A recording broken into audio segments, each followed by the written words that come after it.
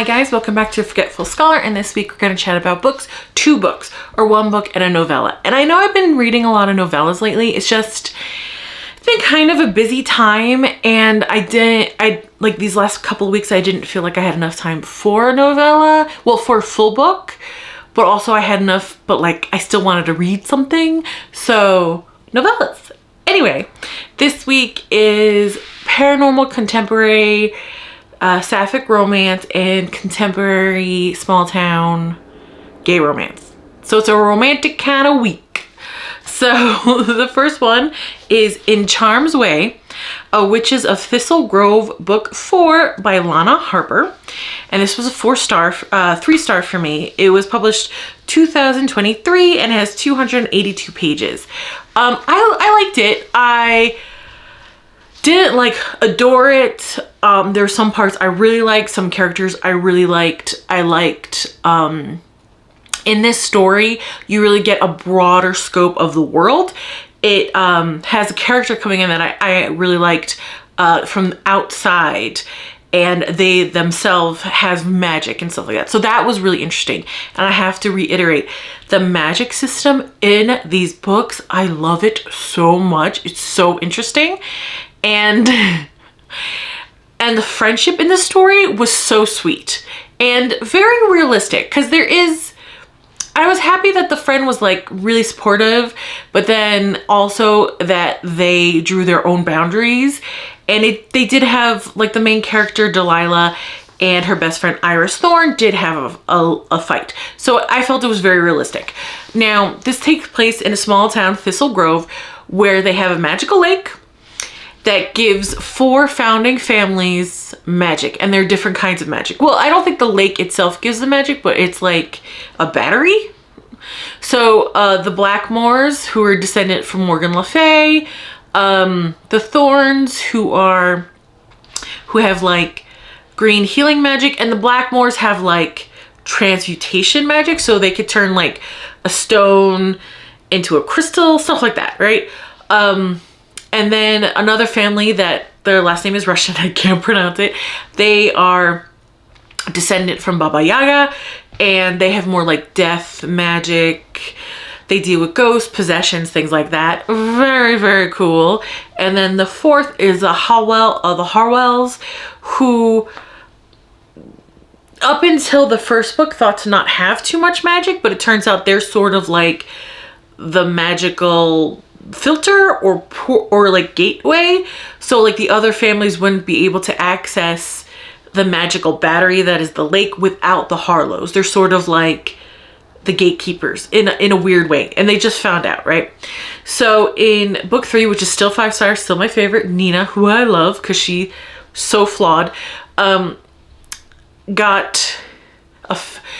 favored by a goddess, and her powers became ridiculous, like a demi-goddess kind of status, and it was sucking all the other magic from the other families, because like a magic battery, like, you know, think of a battery and you have 4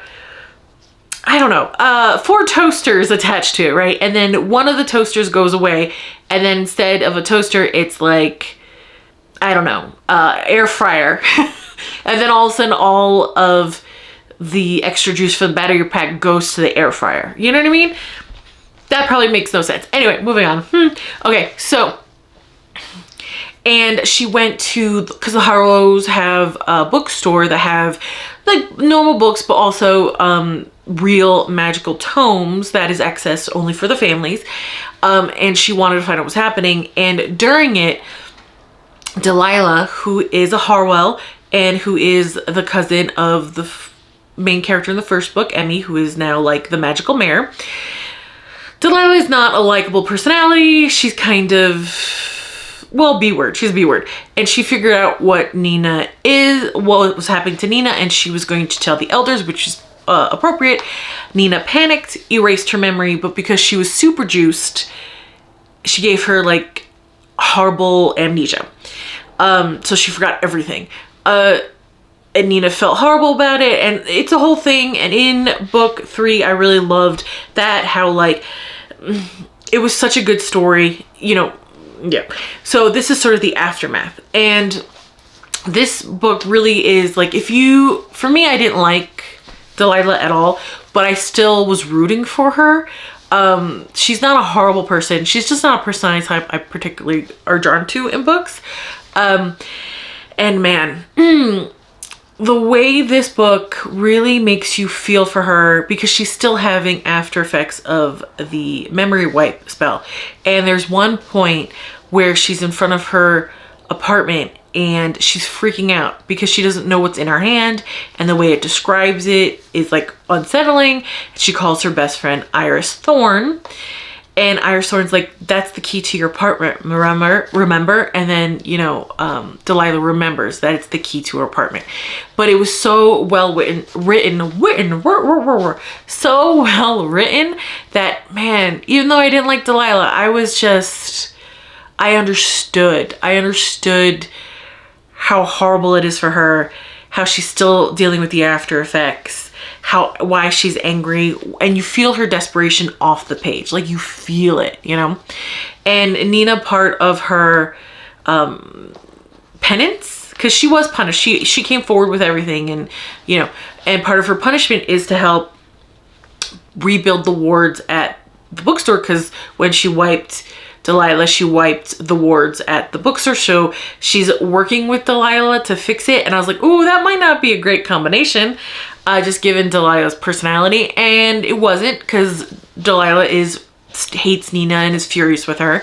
And we're in Delilah's POV the whole time. This author only does one POV. And man, like, even Delilah says it's a shame that she hates Nina and will always hate Nina, because if given a chance, they probably would have been really good friends. And that is sad. The character journey, the character growth that Delilah goes through in this book was really well done. You were with her the whole way, and it made sense, you know, because I would say the whole first third, and then like the whole half of the book, she's kind of the same prickly, doesn't let anybody in, doesn't trust anybody, kind of personality. And then when she does let someone in and it does not turn out well, she kind of grows from that heartache. It's an interesting story. Now, the love interest is Kat. I really enjoyed Kat. I like sort of morally gray characters. I do. So I really enjoyed her. She is half fae, half human. She comes from Chicago, where there's like a secret magical family. And this book does explain, like, because the first witch in the first book, Emmy, she was in Chicago for a long time and she didn't feel any magic. That is partially explained with the Harlow's relationship to Thistle Grove.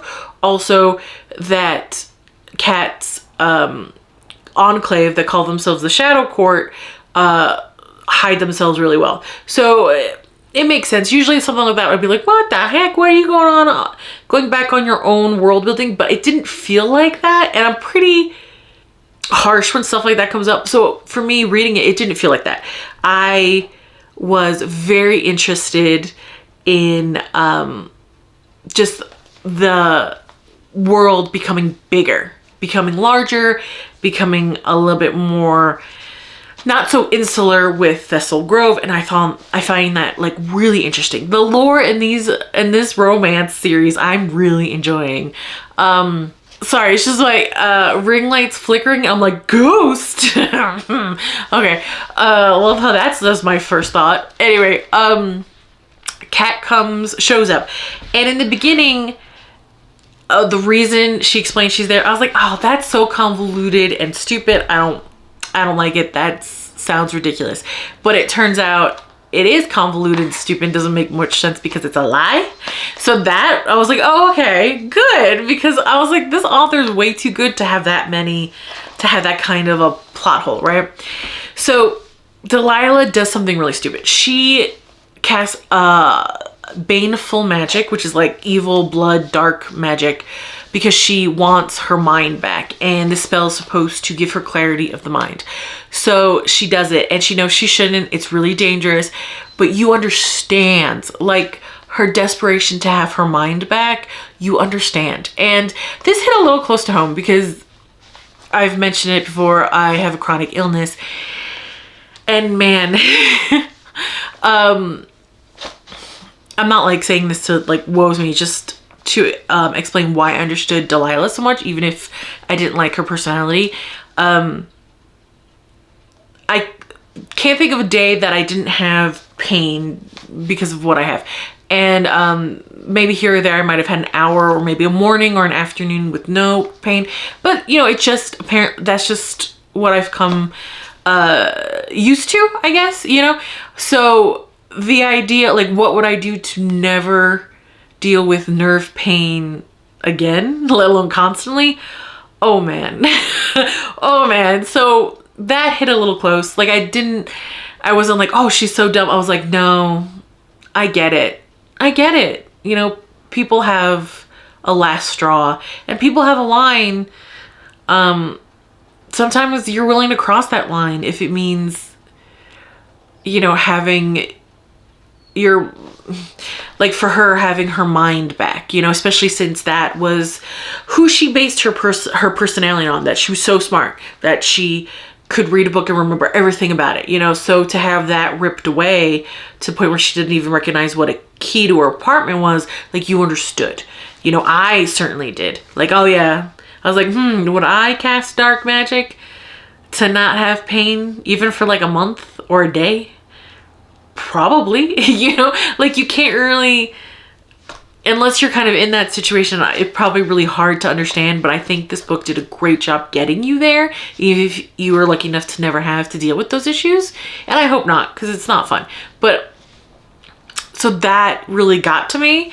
Again, her personality, I didn't like her, but man, was I rooting for her, especially after the key incident. Man, was I rooting for her. So Delilah, because of the spell, makes her huge beacons for these monsters that once couldn't get into Thistle Grove, now could.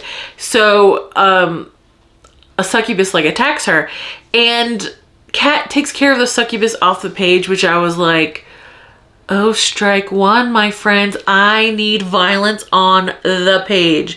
If you're gonna have a bad guy like a succubus and then not have like a fighting scene where I could see it, strike one. I need that good fight scene.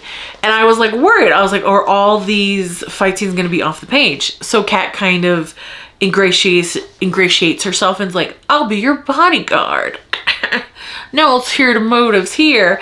And I'm happy that the other fight scenes, and there's like 3 to 4 more, are on the page, and I thought they were well done and I enjoyed them. So it was like, okay, my bloodthirsty heart relaxed a bit. I was like, okay.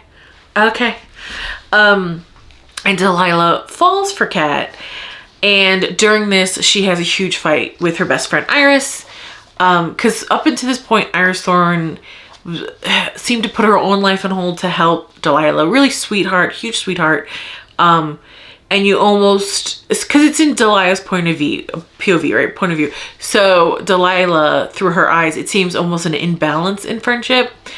And Iris stands up for herself in that way. And I think the fight was fair.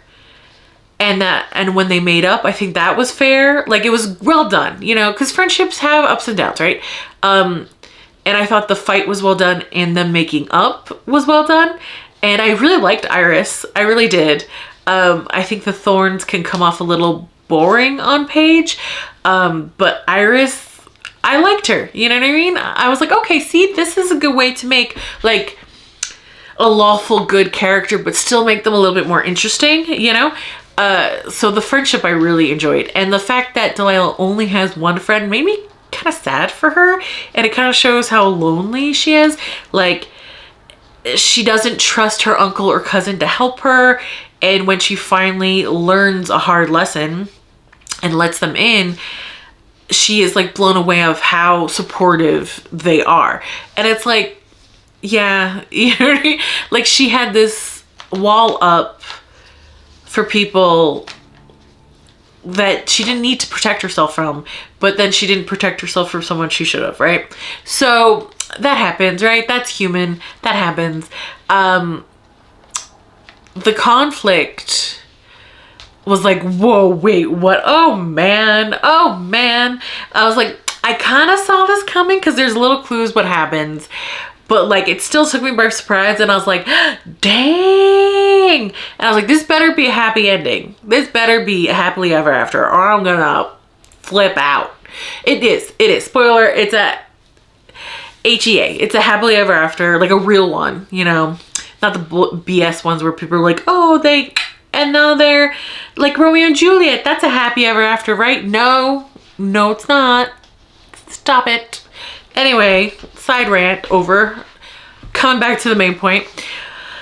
So that was interesting. And I liked how it ended. It ended a little open-ended wise, but still it hinted at a repairing of a relationship that will go forward. And I was okay with that because it felt... Would I have liked a little bit more, like a little, like 50 more pages, you know? Sure. Yeah. But I don't know. I was oddly satisfied with how it ended, which is odd for me, I guess. But yeah. And I loved how they sprinkled in like Iris was busy because she was attending that wedding, and it's hinted to like Rowan Thorne and, oh, I forgot her name. It's a second book couple. Their wedding, so like that was cute. It's cute to like see little, and Talia, Emmy's girlfriend from the first book, shows up. Like I love seeing that, you know, when there's a little hint of characters here and there and their progression, but they don't take over. I love that. And I'm hoping in the next book we get like a little side note about Delilah and Kat's relationship. I would love that. And I loved again how Delilah and Emmy and Iris and even Nina. Oh, Nina was there. That's true. That was great. I loved how they helped Delilah and her being like a beacon, you know, and the magic in this world. Oh, I love it so much. So that was a 3 stars. I had a good time. I would have liked a little bit more, but I had a good time, you know. So the next book is the novella, Bed Hopping Island Confidential Novella by T.A. Moore, published 2025. It's 166 pages. And I made a little bit of a mistake. Like the first novella, I thought that was like book 1, but it's not, because this author actually has like a whole Island Confidential, like full blown book series. So my bad about that. And this centers around Ryan and Harry. So, okay. In this friendship, like I said, sometimes the books have a connection, which is weird. This is the contemporary small town gay romance. Harry is like, Harry is the gardener that lives on the island, and Ryan is like the main guy. We're in his POV a lot, right? Let's do POVs, but Ryan's friends are the most self-centered, selfish people. I was so mad. This was another 3 stars this week. Yeah, it was a 3-star week. It's fine. But, oh my God, I was so mad. So, Ryan's best friend, Clem, I'm probably not pronouncing that name right. Anyway, they've been best friends since they're kids, and they are going back to the island because they are locals, but they live on the mainland. They're going back to the island for her wedding, and she's really superstitious. As someone who's also super superstitious, even for me, I was like, bitch, this is too much. Relax. Wow, you know? So his Ryan's ex-boyfriend, Devin, is this really self-centered actor, and he's like, oh, we can't break up because Clem will flip out. And then their other friend, Jenny's like, yeah, she'll flip out. And I was just like, how selfish is this girl? Because, like, I don't care what's going on in my life. If, like, my best friend, since I was 10, broke up with their, like, long-term partner, I would be like, oh my gosh, I would, like, even if I was super busy, I'd be like, I could give you an hour, or I could give you this afternoon. What do you want? What do you need for me to do? Do you want to get drunk? Do you want to do that? You know what I mean? I would still make time, and I'm not the best at that, but I would still try. So, like, the fact that she's just like, she's such a crazy bitch. Like, it's just so annoying. And Devin is so, I was like, drown him. Push him in the water, drown him. he is so obnoxious and self-centered, and every time he makes problem, he's like, well, it's not my fault, it's yours, and because of this reasons and that. And Ryan is like, yeah, that's true. And I was like, oh gosh, Ryan, no. So Ryan's kind of a pushover. Harry is the gardener. He went to the island. He moved to the island because his boyfriend died 2 years ago, and he moved to the island, you know, to mourn and move on, things like that. And I love that Harry is explained to just look like normal guy, but Ryan is so captivated by him. I like that. I like not everybody's gorgeous, you know what I mean? People, and still you're drawn to them. And Harry is so sweet and so giving and so very different than Devin, because Devin takes, right? And Henry gives. So Ryan being in this relationship that like he just was giving, getting nothing back. Of course he'd be attracted to Harry, who is someone who would give also, you know, like Harry just seems like a very, look perfect, frankly, just perfect. Perfect for Ryan, at least, you know.